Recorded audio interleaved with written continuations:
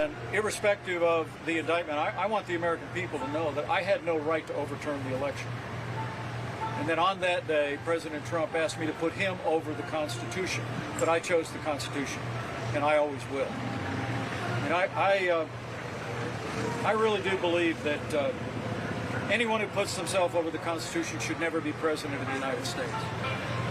And anyone who asks someone else to put themselves over the Constitution should never be president of the United States again.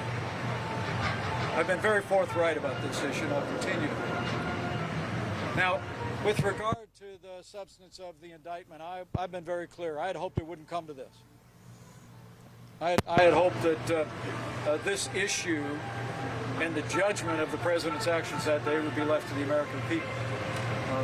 But now it's been brought in a criminal indictment, and I can't assess whether or not the government has the evidence to prove beyond a reasonable doubt what they assert in the indictment. And the president's entitled to a presumption of innocence. But for my part, I want people to know that I had no right to overturn the election, and that what the president maintained that day, and frankly has said over and over again over the last 2.5 years, is completely false.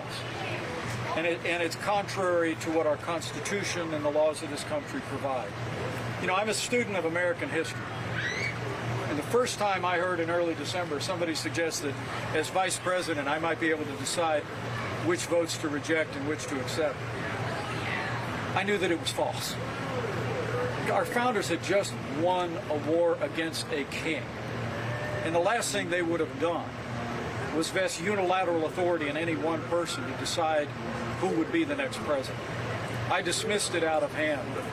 But sadly, the president was surrounded by a group of crackpot lawyers that kept telling him what his itching ears wanted to hear. And while I made my case to him of what I understood my oath of the Constitution to require, the president ultimately, continued to demand that I choose him over the Constitution. And so in this